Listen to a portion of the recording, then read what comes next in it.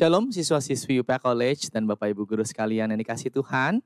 Kita akan mengawali ibadah ini, ibadah chapel siswa ini dengan sebuah keyakinan bahwa pertolongan kita datangnya dari Tuhan yang menjadikan langit dan bumi, yang kesetiaannya turun-temurun sampai selama-lamanya. Amin.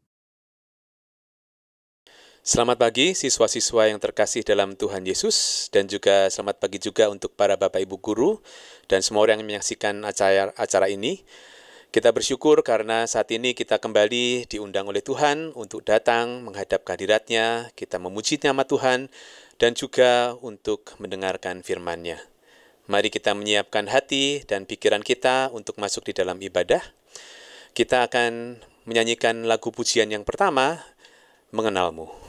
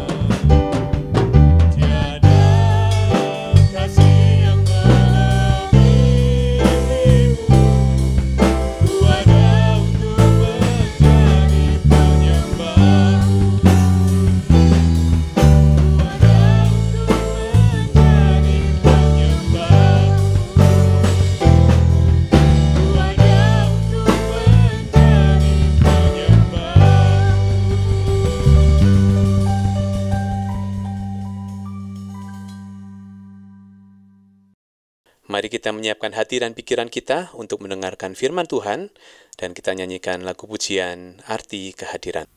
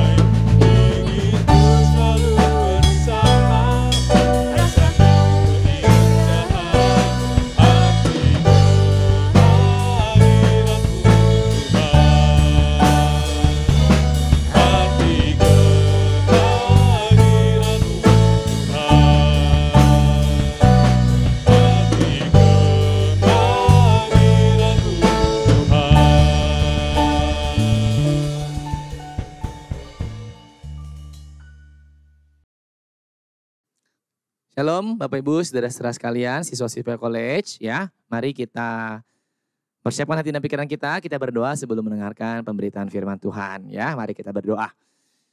Bapa dalam surga, mengucap syukur sekali lagi buat setiap puji-pujian yang boleh kami naikkan. Biarlah semuanya berkenan di hadapan Tuhan dan pada akhirnya ketika kami mau mempersiapkan hati dan pikiran kami untuk membaca dan merenungkan firman-Mu, biar kami membaca dan merenungkannya seturut dengan kehendak-Mu, pemahaman yang Kau anugerahkan kepada kami, konsentrasi dan kekuatan yang Kau anugerahkan kepada kami. Sadarkan kami, ketika kami mengandalkan diri kami nggak sanggup, tapi kami mau mengandalkan Tuhan Allah yang sanggup dan menyanggupkan kami. Menyerahkan waktu pemberitaan firman Tuhan ini dan dalam setiap kondisi di tengah kami masing-masing, baik kondisi pikiran, perasaan kami, maupun juga kondisi lingkungan kami, Tuhan yang kiranya mampukan dan aturkan yang terbaik buat kami. Kami serahkan waktu-waktu ke depan dalam tangan pengasihan-Mu, dalam Kristus Yesus kami berdoa dan memohon. Amin.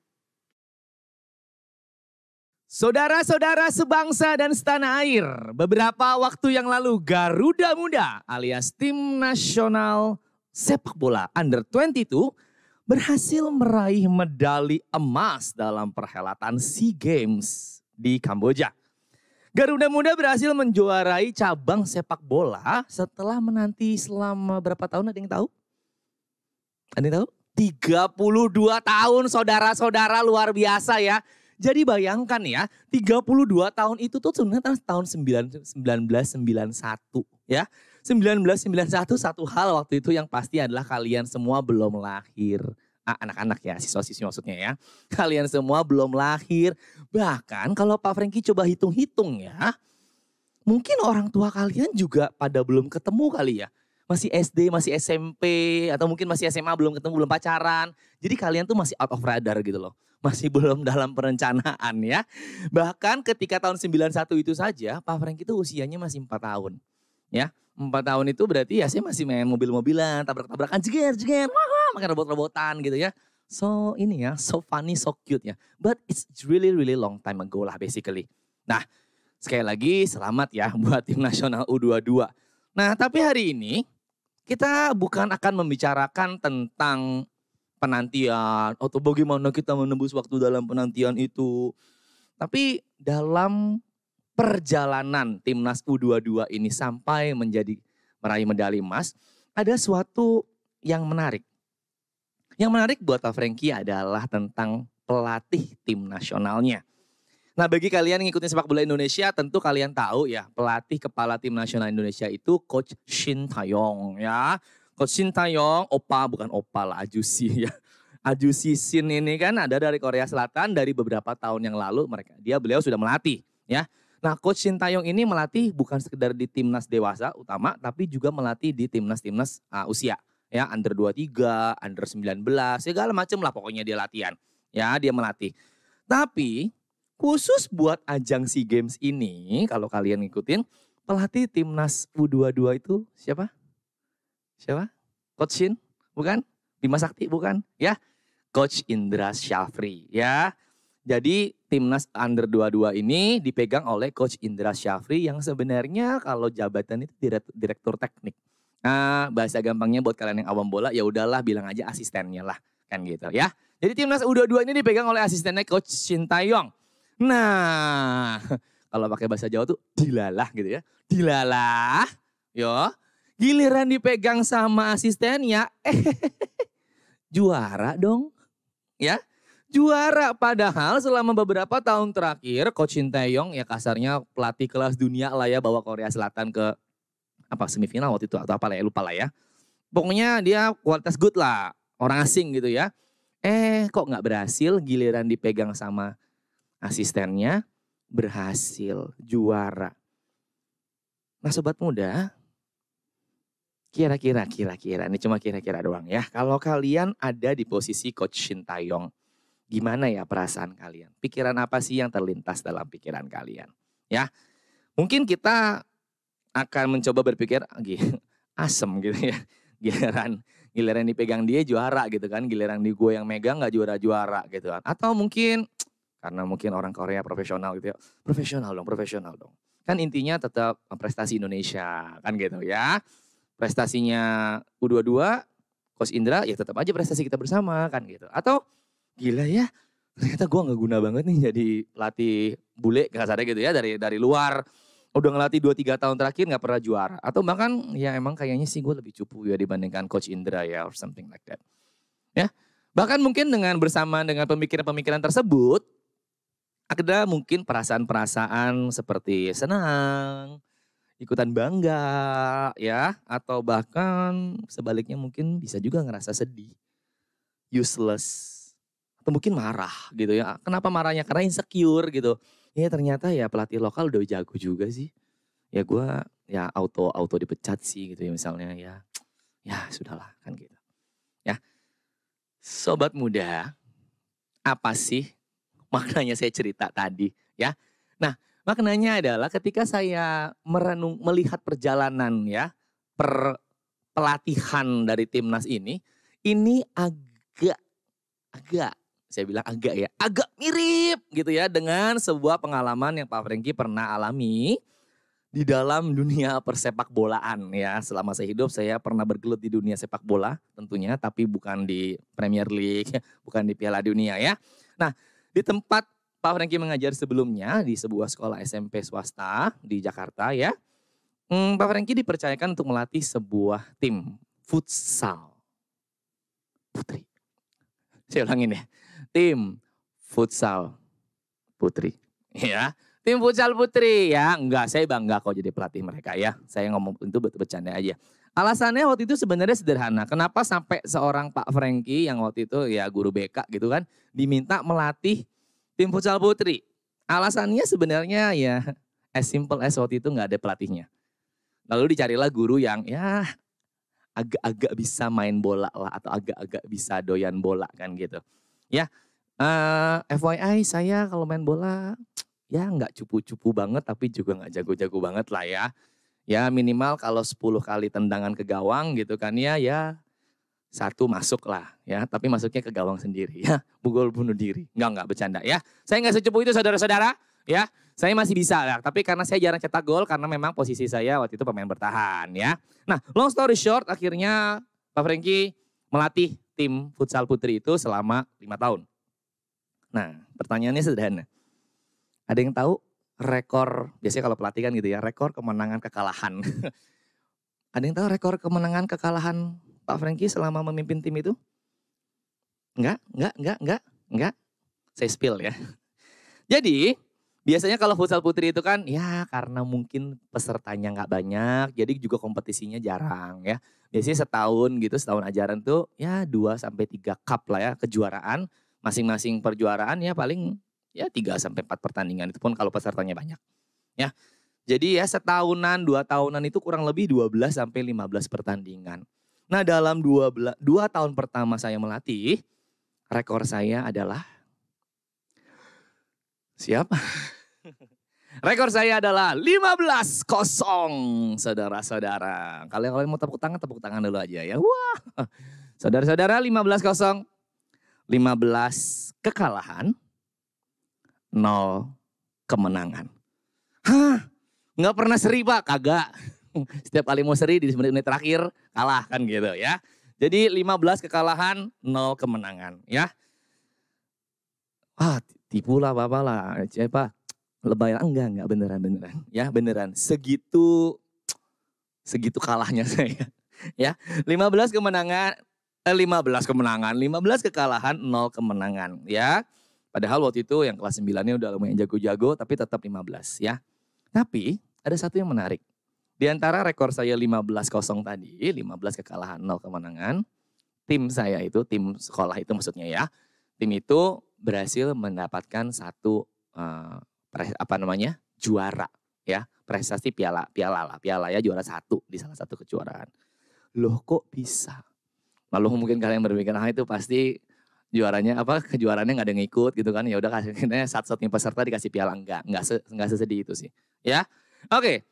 Nah ceritanya seperti apa nanti kita akan lanjutkan dan kita akan bahas throughout the khotbah. Tapi sebelum itu ya mari kita siapkan Alkitab kita. Saya ingin mengajak kita semua untuk membuka satu bagian firman Tuhan dari 1 Korintus 3 ayat 1-9. Silakan kalian buka dan persiapkan 1 Korintus 3 ayat 1 sampai 9. Silakan dipersiapkan Alkitabnya. Oke, sudah dapat semua ya? Kalau sudah dapat, mari kita baca bersama-sama di tempat kalian. Dengan suara yang keras ya. 1 Korintus 3 ayat 1 sampai 9. 1, 2, 3. Dan aku, saudara-saudara, pada waktu itu tidak dapat berbicara dengan kamu seperti dengan manusia rohani, tapi hanya dengan manusia duniawi yang belum dewasa dalam Kristus. Susulah yang kuberikan kepadamu, bukanlah makanan keras, sebab kamu belum dapat menerimanya. Dan sekarang pun kamu belum dapat menerimanya. Karena kamu masih manusia duniawi. Sebab jika di antara kamu ada iri hati dan perselisihan, bukankah hal itu menunjukkan bahwa kamu manusia duniawi dan bahwa kamu hidup secara manusiawi?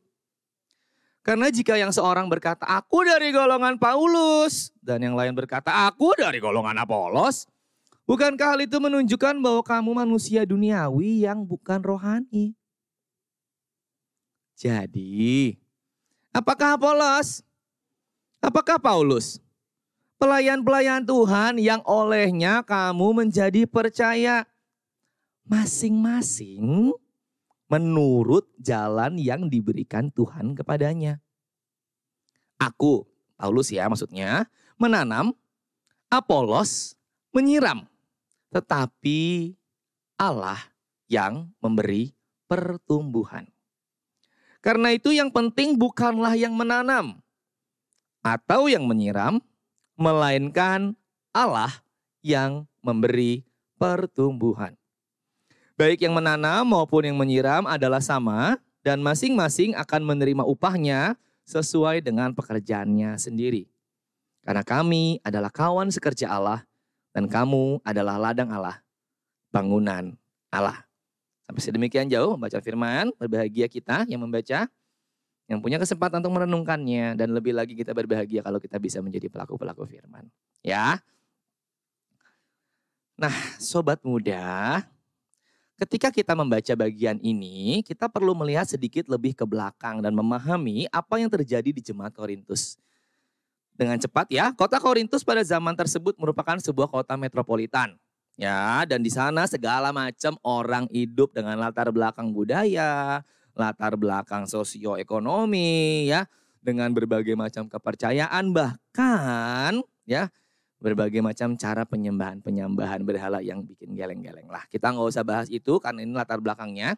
Just imagine ini kota metropolitan seperti Jakarta lah ya, seperti Tangerang ya, segala macam tuh ada di sana, ya. Tapi ya bukan segala macam yang bagus-bagus aja, tapi juga segala macam yang ya segala macam dosa juga ada di sana. Nah, kita melihat berbagai macam permasalahan yang terjadi di Korintus ya, dan kompleks sekali permasalahannya. Dan karena Paulus juga merupakan pendiri ya, founder ya dari gereja jemaat di Korintus. Paulus begitu mendengar mereka itu punya masalah dengan berbagai macam tantangan-tantangan yang ada di Korintus, Paulus tuh rasanya pengen rasanya untuk akhirnya nolong mereka ya, untuk ngasih bantuan dalam artian ayo dikasih tahuin loh, jangan kayak gitu loh ya. Dan surat 1 Korintus dan 2 Korintus, khususnya yang kita baca hari ini 1 Korintus, ini adalah salah satu surat ya yang mengadres salah satu isu yang ada di sana ya. Dan kalau tadi kita lihat di perikop 3, judulnya adalah perselisihan. Dan inilah masalah yang ingin diadres sama Paulus, perselisihan. Tapi kalau kita geser dikit ke belakang di pasal 1, nanti kalian akan lihat tuh ada salah satu perikop yang judulnya apa? Perpecahan di dalam jemaat. Ya, jadi bayangkan ini jemaat itu ya, gereja inilah ya, jemaat ini, orang-orang percaya ini udah berselisih, pecah lagi. Banyak perpecahannya. Ya, perpecahannya nanti kita akan lihat lebih jauh lagi ya. Nah, sebelum kita bahas lebih dalam lagi, kita lihat di ayat 1 sampai 4 ya. Dan nanti kita detailnya ya, permasalahan perselisihannya seperti apa sih, kenapa sih ya. Kita lihat dulu Paulus ngomong sesuatu di ayat 1 sampai 4 pasal 3 ya. Paulus highlight sebuah dasar dari perselisihan mereka. Dasar dari perselisihan mereka itu bukan sekedar yang tadi nanti disebutkan iri hati bla bla bla bla ya, kepentingan golongan dan lain-lain. Tapi dasarnya adalah jemaat Korintus masih seperti manusia duniawi yang belum dewasa dalam Kristus. Ya, manusia duniawi yang belum dewasa dalam Kristus. Kita lihat di ayat yang pertama ya. Tetapi hanya dengan manusia duniawi yang belum dewasa dalam Kristus. Di ayat ini maksud Paulus bukan ngomong bahwa kamu tuh belum orang percaya, belum jadi orang Kristen, bukan nggak percaya Tuhan, bukan kayak gitu ya. Tetapi meskipun kamu sudah percaya, tapi perilaku kamu tuh ya enggak menggambarkan atau enggak sejalan, enggak sesuai. Makanya kan yang diomonginnya kan itu ya, belum ya dewasa dalam Kristus. Ya kamu di dalam Kristus, cuma kamu belum dewasa. Ya kayak apa sih dewasanya? Ya nanti sesuai dong dengan status kamu. Ya, nah itu bagiannya, itu dasarnya. Ya, jadi Paulus melihat kondisi dari jemaat Korintus, ya anak-anak binaannya ya, anak-anak rohaninya bilang kayak gitu. Kamu tuh belum dewasa dalam Kristus. Wujudnya gimana belum dewasa dalam Kristus itu? Kita lihat di ayat ketiga ya. Karena kamu masih manusia duniawi, sebab jika di antara kamu ada iri hati dan perselisihan, bukankah itu menunjukkan bahwa kamu manusia duniawi? Ya. Jadi analisa ini, kenyataan fakta ini, penyebab ini dibuktikannya dengan apa ya tadi? Kamu ada iri hati dan ada perselisihan. Perselisihan ini nanti kita lihat lebih jauh lagi ya karena tadi ya ada apa ya? Keberpihakan, ada sebuah perpecahan ya. Perpecahan aku dukung ini, aku dukung ini, aku tuh golongan ini, aku golongan ini. Kalau kita lihat di pasal 1 ya, aku golongan Paulus, aku golongan Apolos, aku golongan Kefas Petrus ya. Jadi ada hal-hal seperti itu bahkan jadi agak-agak kayak pemujaan gitu loh.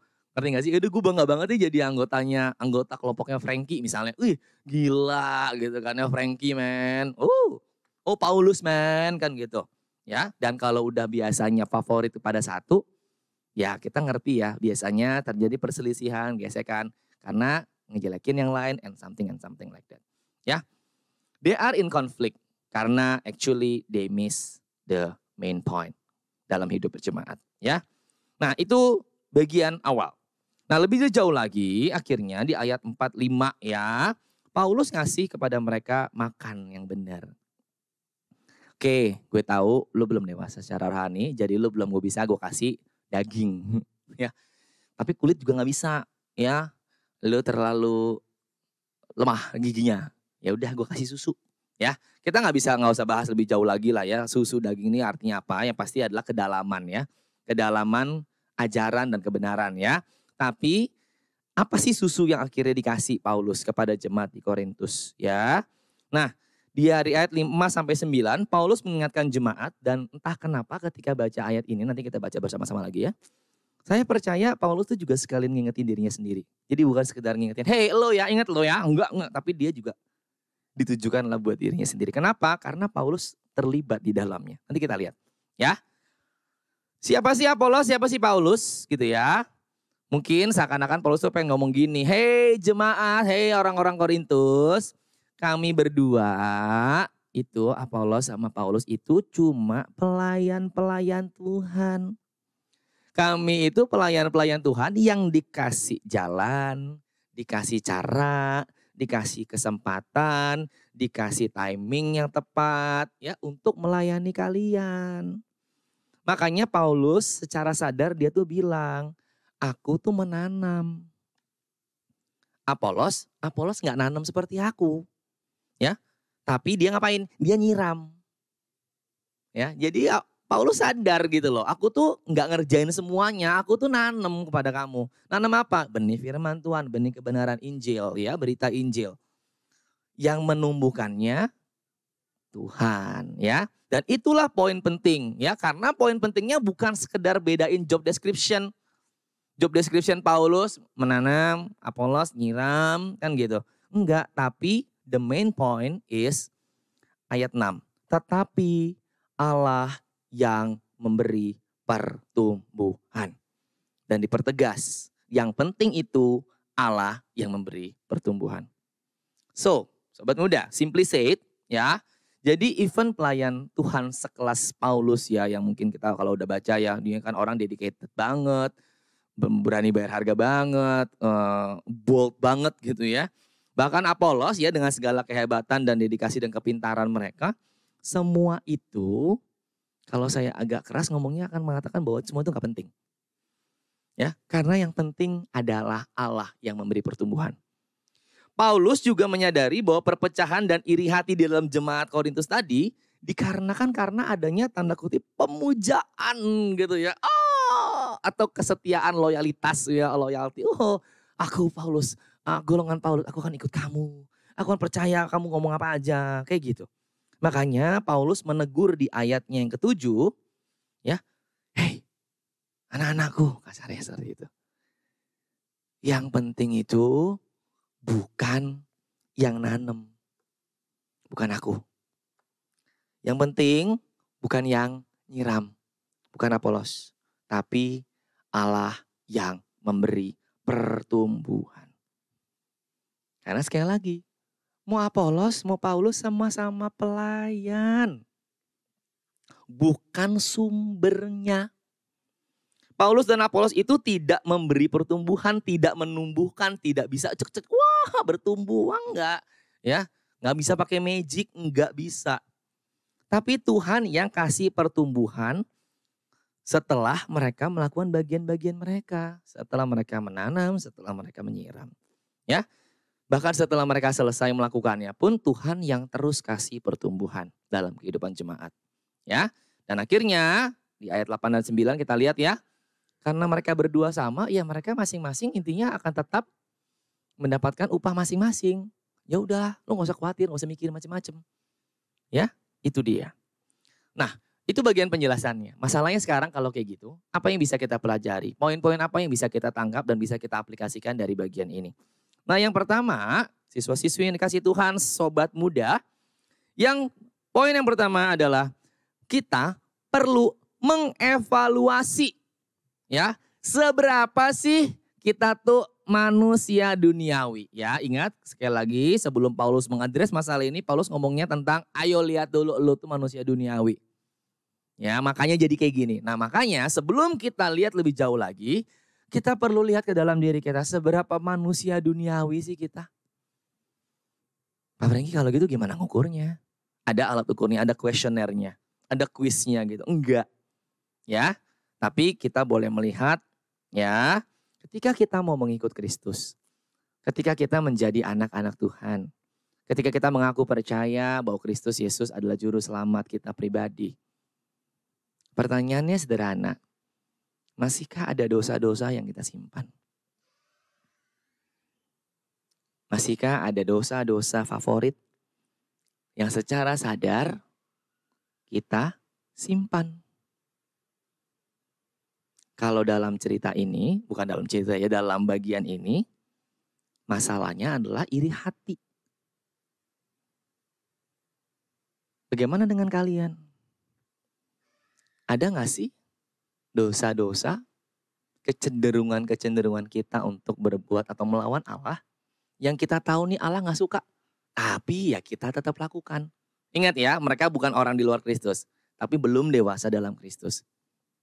Ketika kita mau merenungkannya, kita juga renungkan. Ketika aku belum dewasa dalam Kristus, apa sih yang sebenarnya aku tahu Tuhan gak suka, tapi aku tetap lakukan. Ya, sekarang kita lihat lebih spesifik. Dalam bagian ini, ya kita berkaca pada jemaat Korintus, masalahnya persoalannya iri hati. Apakah kamu bermasalah, bergumul soal iri hati? Ya, ada yang gak pernah iri? Ada yang gak pernah iri? Kok saya ragu ya kalau kita gak pernah iri ya? Saya yakin dan percaya masing-masing dari kita pernah iri. Dalam level apapun. Pak Franky pun bergumul soal iri hati. Ya. Dan bagaimana kita mewujudkan keiri hatian kita. Oke. Kita lanjutkan cerita sedikit tadi yang tentang Franky dan tim futsal putrinya. Ya, dan coaching tim futsal. Nah, tadi kan ceritanya stop di bagaimana tim yang 15-0, 15 kalah 0 kemenangan itu bisa dapat trofi juara. Ya. Jadi kurang lebih waktu itu di bulan apa nih ya, menuju terakhir-terakhir mau kelas 9 udah mau selesai mau ujian gitu kan. Biasanya kan kelas 9 dikasih kesempatan satu kali lagi lah ikut kejuaraan ya. Ini kejuaraan terakhir mereka nih, angkatan yang kelas 9 ya. Oke. Mereka tuh anak-anak yang akrab dengan saya, mereka menikmati dilatih dengan saya. Sebenarnya mereka tuh senang, mereka bisa dapat enjoy the game ya. Tapi ya namanya orang enjoy, saya enjoy-enjoynya kalau kalah mulu kan kesel juga kali ya. Ya. Jadi sebagian dari terutama yang kelas 9 ya, mereka ingin berkembang lebih jauh. Mereka ingin berlatih lebih jauh. Lalu akhirnya mereka tanpa sepengetahuan saya waktu itu, mereka latihan di weekend ya. Mereka nyewa lapangan futsal gitu kan lah ya. Nyewa lapangan futsal, terus mereka latihan. Loh terus sama siapa? Ya, jadi kaptennya waktu itu adalah ternyata alumni sekolah kami, koko-koko kuliah gitu ya, udah kuliah. Dulu juga anak bola jadi jago main futsal gitu. Teman gerejanya dia. Jadi akhirnya dimintalah si koko alumni ini untuk melatih mereka. Dan ketika berita itu sampai ke saya, mereka ternyata udah 2 minggu latihan berturut-turut dan saya baru dengar. Dan di situ saya gitu ya, jeger ya. Di situ saya benar-benar tertampar, di situ saya kaget, saya campur aduk ya. Saya marah, saya merasa dilangkahin, saya tersinggung ya. Tapi untungnya memang akhirnya saya nggak sampai marah-marah yang lempar bola gitu ya, tonjok, enggak lah, ya nggak mungkin lah. Kalau saya itu saya mungkin masuk penjara ya. Tapi saya bisa coba menahan diri ya, deal dengan itu semua dan akhirnya ya kompetisi berjalan dan mereka selama kompetisi mereka dilatih sama si koko alumni ini. Dan sebagaimana tadi spoilersnya, ya mereka menang 4 kali berturut-turut dan akhirnya mereka menjadi juara 1. Ya. Jadi sebenarnya rekornya 15-4. Kan gitu ya, 15 kali kekalahan, 4 kali kemenangan, 1 trofi juara. Tetapi permasalahannya adalah that trophy ya, trofi juara, piala juara tadi, kemenangan itu 4-4-nya bukan hasil coachingnya saya. I was not the coach. Tapi si koko alumni itu. Ya. Berkaca dari pengalaman itu, akhirnya Pak Franky merefleksikan diri ya. Waktu itu saya take time, saya berefleksi benar-benar apa sih yang sebenarnya saya pikirin, apa sih yang waktu itu saya rasain. Gitu kan. Dan akhirnya saya mengakui, meskipun waktu itu ya usia saya pasti lebih tua lah ya daripada si koko alumni ini. Oh, saya udah lebih tua, saya lebih dewasa harusnya ya. Tapi ternyata tindakan saya, pemikiran saya, cara saya merespon tentang semua itu sangatlah manusia duniawi yang belum dewasa. Ya, karena apa? Pak Franky secara diam-diam, ya jaim juga ya, guru kan gitu. Saya iri sebenarnya dengan kemenangan mereka.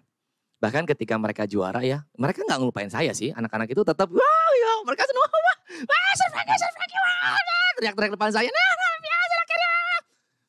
Ya, pernah gak sih kalian dapat kayak gitu terus yang kayak gini nih ya.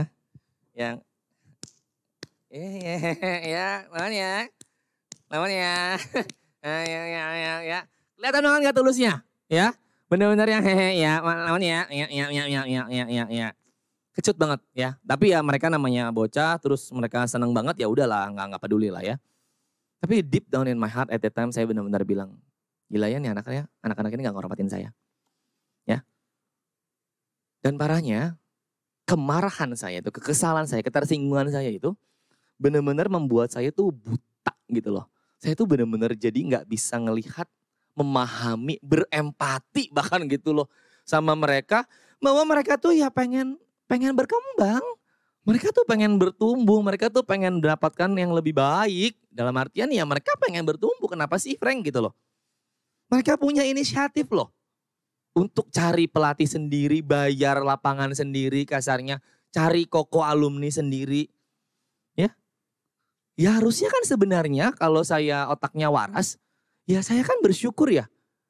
Mereka mau berkembang, mereka mau bayar harga kasarnya, lalu Tuhan kirimkan si Koko alumni ini. Ya saya bersyukur harusnya Tuhan sediakan. Seakan-akan kalau seperti tadi ya Paulus dan Apolos, saya nih Paulusnya nanem. Sebelumnya mereka gak punya pelatih, lalu ditanam lah dasar-dasar futsal kan begitu. Lalu ada si Koko ini yang kayak Apolos, nyiram. Ya, dia si Koko nyiram kalau emang kagak ada bibitnya kan gak bisa juga. Nah tapi itulah saya gagal benar-benar melihat dan saya gagal mengakui dengan rendah hati bahwa ya saya tuh nanem Frank, kamu tuh nanem Frank. Kamu tuh bisa ngasih tahu dasar-dasar futsal main yang bagus, dasar ngoper bagaimana. Tapi Frankie ndak bisa ngasih strategi bermain, ya menganalisa kelemahan lawan, strategi counter attack lah, apapun lah namanya itulah kan gitu. Saya bisa ngasih dasar-dasar, saya bisa ngajari mereka enjoy the game. The most important thing bukanlah winning or losing. Saya ajarin mereka. Saya ajarin mereka untuk enjoy the game, love your enemies lah. Saya ajarkan bagaimana kamu menjadi atlet Kristen yang baik, atlet yang juga anak Tuhan. Tapi ya tadi, I fail to see and admit dengan rendah hati bahwa ya aku tuh cupu dalam hal strategi, menghadapi lawan, bla bla bla bla bla bla bla bla bla bla bla. Kenapa? Ya tadi, saya iri, saya marah, saya korslet, saya insecure mungkin. Kalau anak-anak saya ini lebih suka, lebih muji-muji si Koko alumni. And I was hurt at that time. Jadi saat itu dewasa rohani itu inilah buang jauh-jauh. Ya, saya merasa benar-benar bocah dan sangat parah banget waktu itu. Itu pergumulan saya dalam menghadapi ketidakdewasaan rohani, keiri hatian, dan bahkan nyaris menjadi perselisihan. Bagaimana pergumulan kamu? Bagaimana pergumulan kamu menghadapi, kisah-kisah kamu menghadapi keiri hatian dan perselisihan yang ada, perpecahan yang ada. Ya, itu yang pertama. Poin kedua, ya. Nanti kita akan bahas dari ayat 5 sampai 9 ya. Dari ayat 5 sampai 9, poin yang kedua yaitu peran, kontribusi atau periode setiap orang dalam pertumbuhan jemaat atau komunitas itu beda-beda. Ya. Tapi yang pasti ya, meskipun masing-masing perannya berbeda, kontribusinya berbeda-beda ya. Yang pasti adalah peran atau kontribusi kita itu bukanlah yang paling penting. Saya ulangin ya, poin kedua adalah peran, kontribusi atau periode melayani masing-masing setiap orang ya, masing-masing orang dalam pertumbuhan komunitas atau jemaat itu berbeda-beda. Sama kayak tadi Paulus menanam, periodenya beda sama Apolos yang menyiram. Ya, perannya berbeda, periodenya berbeda, kontribusinya berbeda-beda. Tapi di antara dua hal yang berbeda-beda tadi itu, yang pasti peran dan kontribusi itu bukanlah yang paling penting. Sobat muda, setelah kita mencoba melihat ke dalam diri kita terkait dosa-dosa tadi ya, ketidakdewasaan rohani kita, sekarang mari kita melihat ke dalam yuk peran kita dalam komunitas atau jemaat. Ya, kalau kita melihat di sini ya kita punya komunitas UPH College, jemaat UPH College misalnya, atau bukan mungkin kamu refleksikan di Pak, kalau saya mau refleksikan di gereja boleh, silakan, silakan. Ya. Nah, untuk poin yang kedua ini kita bisa lihat dari dua sisi ya. Sudut pandang pemimpin Paulus dan Apolos gitu ya, atau dan juga sudut pandang jemaat. Nah, kita lihat dari sudut pandang pemimpin terlebih dahulu. Ya. Yang pertama, Paulus dan Apolos punya peran, momen, waktu, dan cara yang berbeda-beda untuk berkontribusi ya, untuk melayani dan mengusahakan pertumbuhan jemaat. Ya, pertanyaannya sederhana nih. Sebelum kita akhirnya iri hati ya, atau menyombongkan diri atas peran yang gue milikin, sudahkah kita menyadari sebenarnya peranku atau kontribusiku bagi Tuhan dalam komunitas ini apa sih? Pernah gak sih kalian bertanya, apa sih peran dan kontribusiku yang sebenarnya Tuhan tuh pengen aku untuk lakukan di komunitas ini? Pernah? Ya, tanyakan, cari tahu.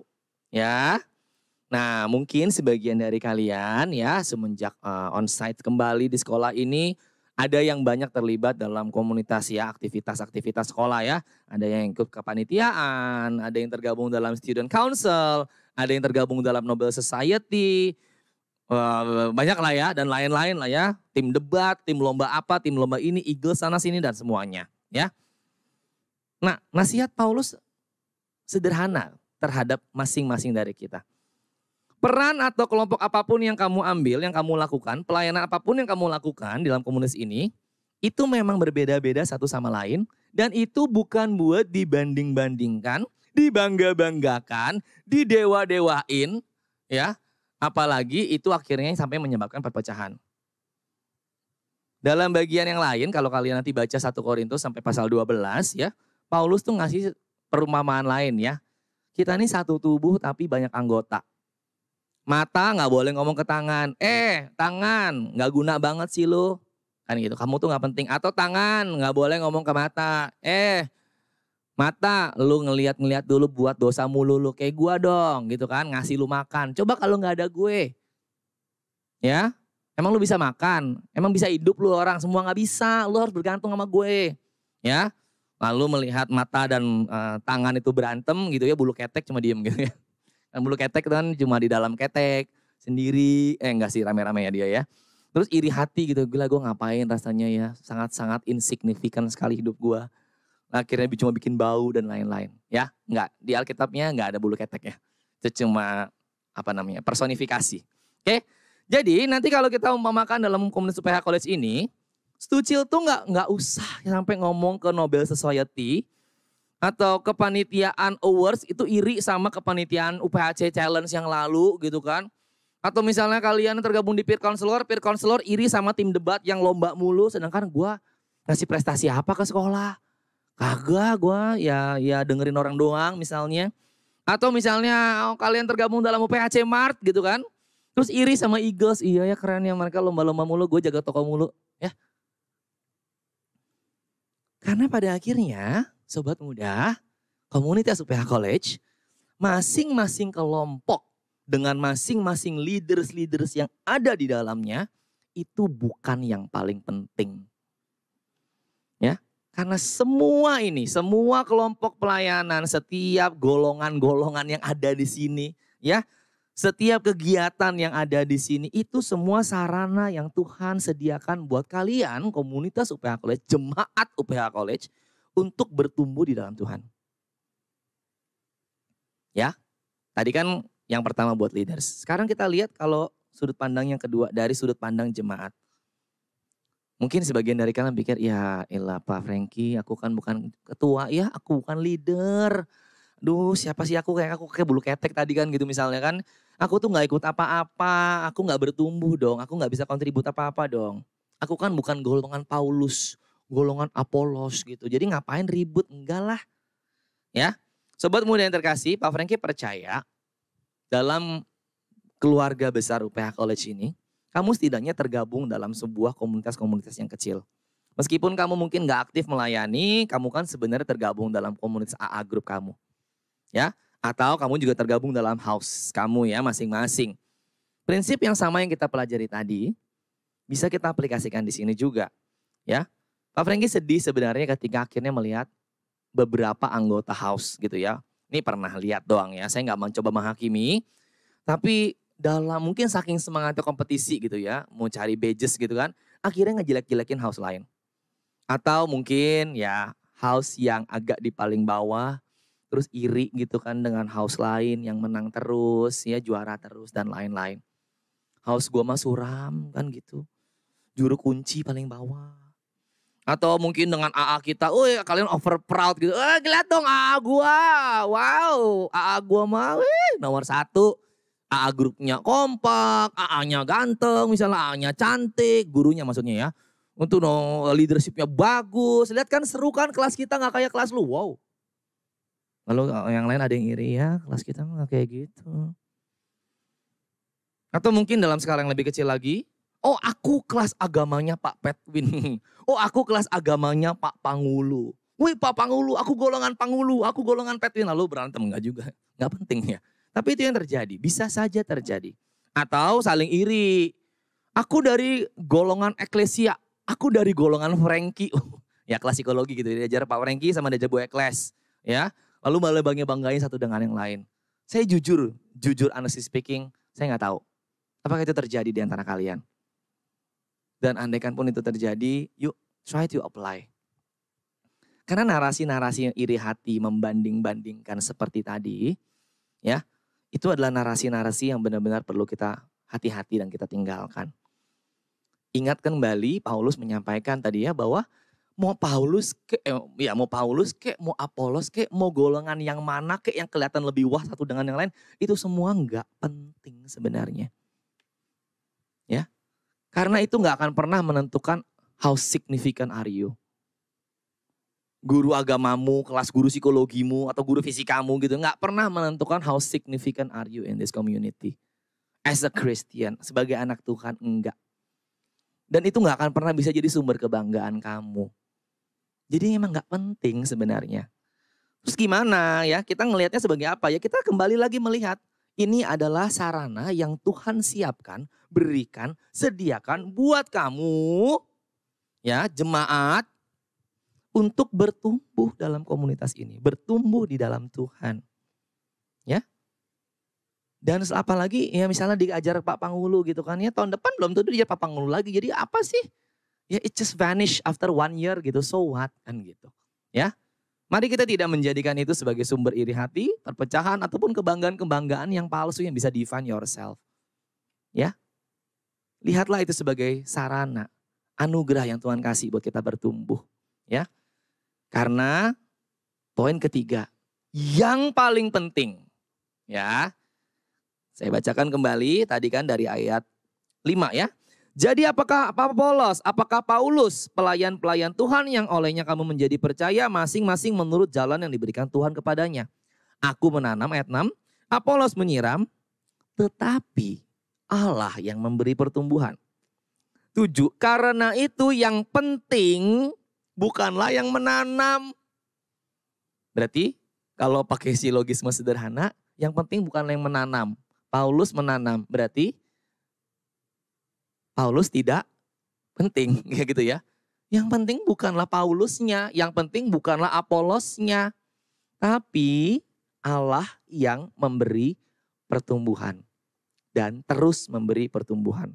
Maksudnya apa terus memberi pertumbuhan, Pak Franky? Ya.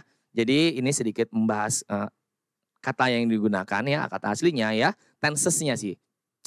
Kata memberi pertumbuhan di sini ya, kata tensesnya itu agak-agak participle gitu ya. Artinya apa? Ongoing ya, terus-terusan terjadi di masa lalu terus terjadi ya. Sedangkan untuk kata menanam dan menyiram tadi yang Paulus dan Apolos lakukan itu enggak pakai tenses participle, tapi ya udah past tense, selesai.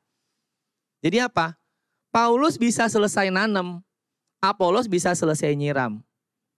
Ya, Pak Franky bisa selesai ngajar kelas S2 1 2 misalnya. Tapi walaupun udah nggak ketemu kamu lagi di kelas, di pelajaran psikologi misalnya, atau nggak ngajar agama lagi gitu kan, tapi pertumbuhan kamu Tuhan terus kasih. Tuhan terus kasih kamu pertumbuhan dan itu yang penting. Sobat muda,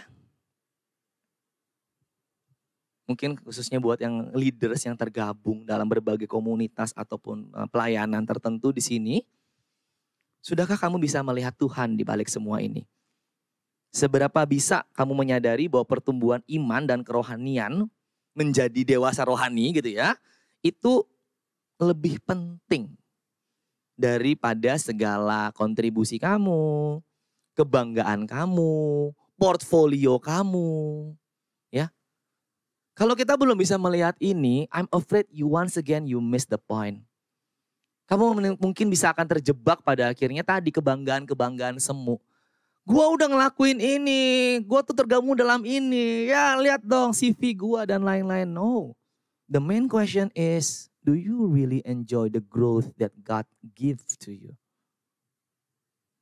Ketika kamu terlibat dalam berbagai macam hal, bukan labelnya yang penting. Tapi pertumbuhan apa? Dan bagaimana kamu bertumbuh melaluinya dan di dalamnya. Karena apa yang paling penting Tuhan yang kasih kok. Ya. Atau jangan-jangan kita masih taruh kebanggaan kita pada hasil karya, prestasi dan leader-leader tadi. Ya. Dan ujung-ujungnya tadi iri hati dan perpecahan. Sedikit lagi tentang episode melatih futsal, tim futsal. Pak Frankie gagal menyadari bahwa yang paling penting ketika saya melatih menjadi leader dari tim futsal itu adalah mempersilakan Tuhan memberikan pertumbuhan.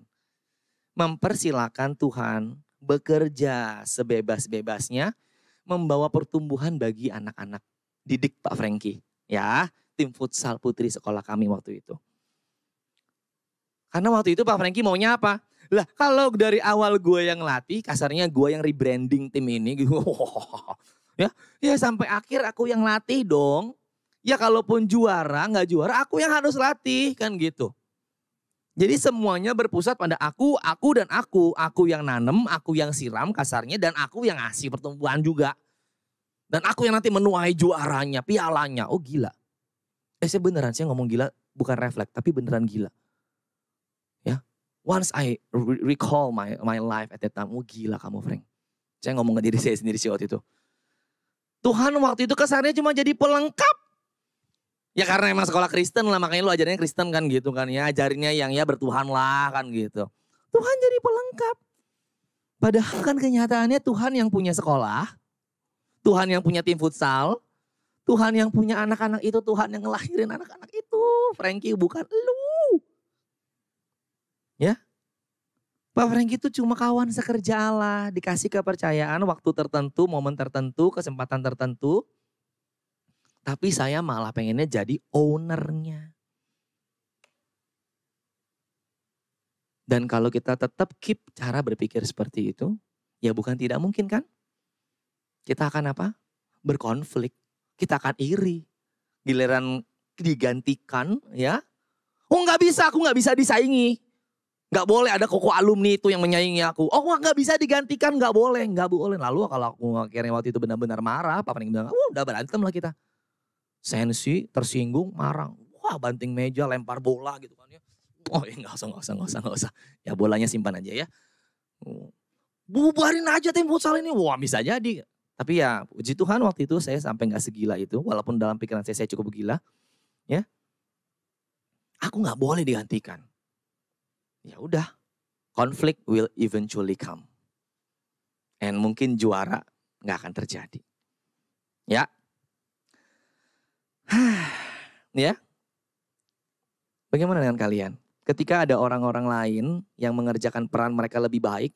Atau lebih menyenangkan. Atau lebih wow. Akankah kita iri? Akankah kita marah? Ataukah kita malah semakin siap berkonflik? Jangan sampai hal mengerikan itu terjadi ya. Inilah yang kita khawatirkan juga kalau kita agak-agak, ya dulu Pak Frankie sadar ya, saya punya kecenderungan ada narsisistik gitu ya. Segala sesuatu all about me kan gitu. Makanya ya sudahlah, untungnya puji Tuhan Pak Frankie dihajar, dibentuk Tuhan luar biasa. Melalui setiap proses itu, melalui tim futsal ini, saya menikmati pertumbuhan itu justru. Bertumbuh dari yang gak dewasa secara rohani, justru akhirnya pelan-pelan melihat, Frank, how narcissistic are you? It's not about you, Frankie. Dan akhirnya saya diam. Saya belajar dan saya bertumbuh, bersyukur bertumbuh dalam proses itu. Ya, oleh karena itu anak-anakku, jika kalau kalian mungkin pernah mengalami perasaan yang serupa atau pengalaman yang serupa dengan ini, ya khususnya mungkin buat yang para leaders ya mungkin ya. Leaders dan tentu student leaders dan lain-lain. Yuk, I really hope ini bisa menegur kalian. Firman dan kebenaran ini yang paling penting adalah Tuhan yang memberi pertumbuhan. Ya, kita ini pelayan. Just the other pelayan. Bagaimana dengan kalian semua yang lain? Dalam pelayanan kita, dalam komunitas di UPH College. Atau dimanapun sobat muda melayani, mungkin di gereja atau mungkin di komunitas lain. Benarkah Allah telah menjadi sungguh-sungguh menjadi pusat, menjadi yang paling penting? Atau jangan-jangan masih aku, ya? Wahai aku yang masih sering ngomong aku, bukankah sungguh menyenangkan dan comforting ketika kita boleh menyadari bahwa yang perlu kamu lakukan, yang perlu kita lakukan adalah mengerjakan sebaik-baiknya setiap misi, setiap peran yang Tuhan anugerahkan dalam periode tertentu kepada orang-orang tertentu untuk misi tertentu, kesempatan dan lingkungan tertentu. Lalu kita belajar meyakini, meskipun aku gagal, meskipun aku telah selesai melayani, aku harus lulus, aku harus melewati semua itu, ada Tuhan yang telah, sedang, dan terus memberi pertumbuhan bagi anak-anaknya. Anak-anak yang Dia sayangi. Di komunitas dimanapun kalian melayani. Di UPH College, di gereja kalian mungkin, di dalam pertemanan kalian, maybe ketika kamu pergi, kamu selesai melayani di sana, kamu pergi mungkin berpisah dengan peer kamu, percaya Tuhan akan tetap berikan pekerjaan, pelayanan, akan memberikan pertumbuhan buat mereka, meskipun kamu udah nggak di sana. Karena sekali lagi, Tuhan sayang sama anak-anaknya, termasuk kamu. Dan Tuhan ingin kamu bertumbuh melaluinya. Bukan malah berkonflik, bukan malah membanggakan diri, bukan malah menghancur-hancur dan membangga-banggakan. Tapi kamu bertumbuh di dalamnya. Why always me? No lah, ya. It's not always about me. It's always about Him who gives the growth. Soli Deo Gloria, segala kemuliaan bagi Tuhan. Tuhan memberkati kita, kita berdoa. Kami bersyukur Tuhan menyadari bahwa ketika kami boleh berada dalam komunitas ini, dalam tempat pelayanan kami dimanapun, baik di gereja, di sekolah, ataupun di tempat-tempat lain. Kami boleh menyadari Tuhan menyediakan pertumbuhan, Tuhan menganugerahkan pertumbuhan, dan itulah yang terpenting ya Tuhan. Jangan biarkan dalam keterbatasan kami, dalam ketidakdewasaan rohani kami, dalam setiap kelemahan kami, dalam dosa-dosa kami menghancurkan perbuatan Tuhan, kami menghancurkan pekerjaan-pekerjaan Tuhan, atau bahkan kami ingin menggantikan Tuhan bahkan. Menyerasa kami yang paling penting, kami yang paling hebat, atau ya sudahlah yang lainnya nggak penting. Sadarkan kami terus Tuhan, baik kami yang sebagai leaders, maupun kami sebagai participants. Mampukan kami terus melihat diri kami sebagai orang-orang, anak-anak yang disayangi Tuhan, anak-anak yang dianugerahkan oleh Tuhan kesempatan, potensi, talenta untuk akhirnya contribute dan melayani lebih dan lebih lagi.